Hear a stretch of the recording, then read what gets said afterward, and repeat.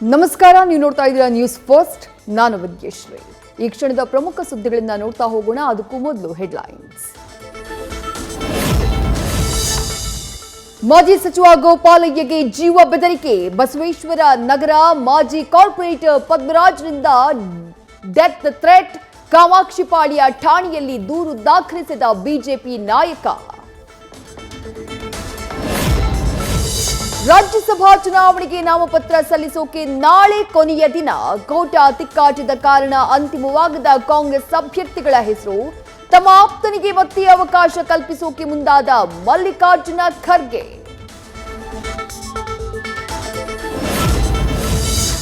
ವಿಧಾನ ಪರಿಷತ್ ಶಿಕ್ಷಕರ ಕ್ಷೇತ್ರದ ಉಪಚುನಾವಣೆ. ಮೈತ್ರಿ ಅಭ್ಯರ್ಥಿಯ ಬಗ್ಗೆ ಎಸ್ಟಿ ಸೋಮಶೇಖರ್ ಆಕ್ಷೇಪ. ದೋಸ್ತಿ ಕ್ಯಾಂಡಿಡೇಟ್ ವಿರುದ್ಧ ಪ್ರಚಾರ. ಮಾಜಿ ಸಚಿವನಿಗೆ ನೋಟಿಸ್ ಕೊಡುತ್ತಾ ಕಮಲ. ಫಸಲ್ ಬಿಮಾ ಯೋಜನೆಯ ಅಡಿ ಸಚಿವರ ಪುತ್ರಿ ಸೇರಿದಂತೆ 226 ರೈತರಿಗೆ ಮಹಾಮೋಸ.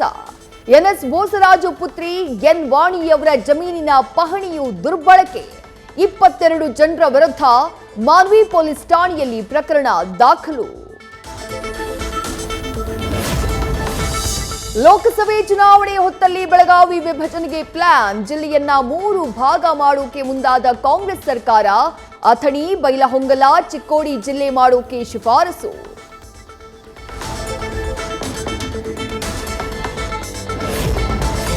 ಬೆಂಗಳೂರು ಗ್ರಾಮಾಂತರದಿಂದ ಅಚ್ಚರಿಯ ಅಭ್ಯರ್ಥಿ ಕಣಕ್ಕಿಳಿಸೋಕೆ ಕಮಲ ಪಡೆ ಪ್ಲಾನ್. ಬಿಜೆಪಿ ಚೆನ್ನೈಯಡಿ ಸ್ಪರ್ಧಿಸಲಿದ್ದಾರಾ ದೇವೇಗೌಡರ ಅಳಿಯ ಡಾಕ್ಟರ್ ಸಿಎನ್ ಮಂಜುನಾಥ್ರನ್ನ ಕಣಕ್ಕಿಳಿಸಿ ಹಲವು ರಾಜಕೀಯ ಲೆಕ್ಕಾಚಾರ.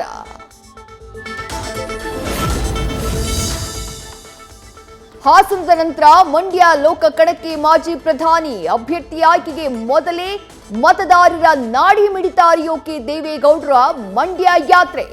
8 ವಿಧಾನಸಭಾ ಕ್ಷೇತ್ರಗಳಲ್ಲೂ ಯಾತ್ರೆ ಬಳಿಕ ಕ್ಯಾಂಡಿಡೇಟ್ ಫೈನಲ್.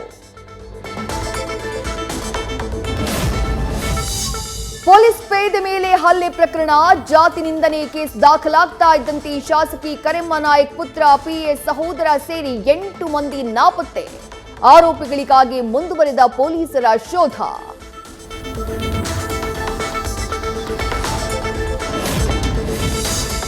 ಲೋಕ ಟಿಕೆಟ್ ಸಮರಕ್ಕಾಗಿ ಫುಲ್ ಆಕ್ಟಿವ್ ಆದ ಮಾಧುಸ್ವಾಮಿ. ಟಿಕೆಟ್ ನಿರೀಕ್ಷೆಯಲ್ಲಿದ್ದ ಮಾಜಿ ಸಚಿವರಿಂದ ಸಭೆಗಳ ಮೇಲೆ ಸಭೆ.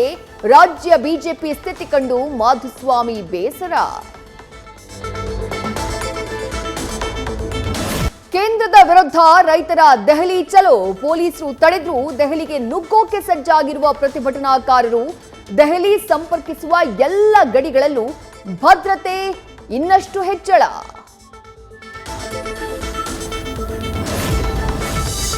ಹಲವು ವರ್ಷಗಳಿಂದ ಕೋಟ್ಯಂತರ ರೂಪಾಯಿ ತೆರಿಗೆ ಬಾಕಿ ಹಿನ್ನೆಲೆ ಆಸ್ತಿ ತೆರಿಗೆ ಪಾವತಿಸದ ರಾಕ್ಲೈನ್ ಮಾಲ್ಗೆ ಬಿಬಿಎಂಪಿ ಶಾಕ್. ಪಾಲಿಕೆಯಿಂದ ದಾಸರಹಳ್ಳಿಯಲ್ಲಿರೋ ಮಾಲ್ಗೆ ಬೀಗ.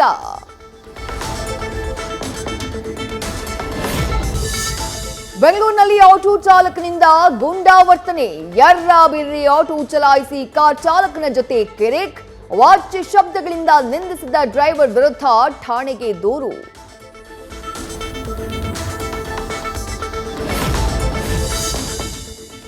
ಹಾವೇರಿ ಜಿಲ್ಲೆಯಲ್ಲಿ ಹನುಮನ ಪವಾಡ.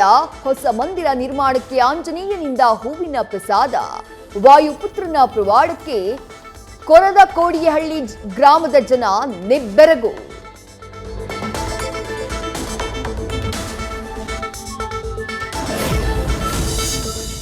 ಇಂದು ದುಬೈನ ಮೊದಲ ಹಿಂದೂ ದೇವಸ್ಥಾನ ಉದ್ಘಾಟಿಸಲಿರುವ ಪ್ರಧಾನಿ.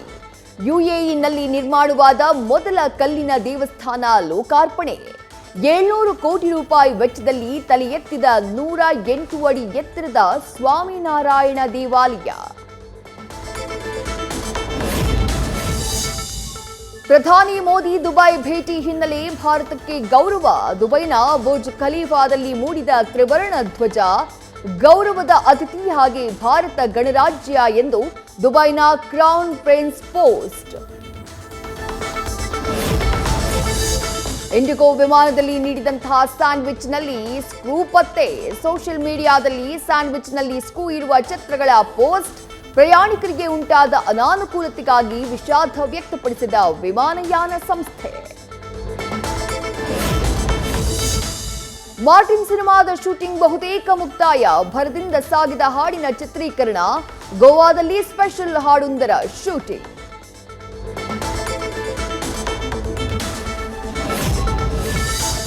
Valentine's day special. ಅಭಿಮಾನಿಗಳಿಗೆ ಉಪ್ಪಿ ಸರ್ಪ್ರೈಸ್. ಯುಐ ಚಿತ್ರದ first single promo release. Full song ಬಿಡುಗಡೆಗೆ ಫ್ಯಾನ್ಸ್ ಕಾತರ. ಸ್ಯಾಂಡಲ್ವುಡ್ ಹಿರಿಯ ನಟಿ ಹೇಮಾ ಚೌಧರಿಗೆ ಸಚಿವ ಜಮೀರ್ ಅಹಮದ್ ಪುತ್ರ ಝೈದ್ ಖಾನ್ ಸಹಾಯ. ಅನಾರೋಗ್ಯಕ್ಕೆ ತುತ್ತಾಗಿ ಆಸ್ಪತ್ರೆಗೆ ದಾಖಲಾಗಿರುವ ಹೇಮಾ ಚೌಧರಿ ಮನೆಗೆ ನಟ ಭೇಟಿ. ಆರೋಗ್ಯ ತಪಾಸಣೆಗೆಂದು 5 ಲಕ್ಷ ರೂಪಾಯಿ ಚೆಕ್ ನೀಡಿ ನೆರವು. ನ್ಯೂಸ್ ಫಸ್ಟ್ ನಿರ್ಭೀತಿಯಿಂದ ನಿಮ್ಮ ಪರವಾಗಿ.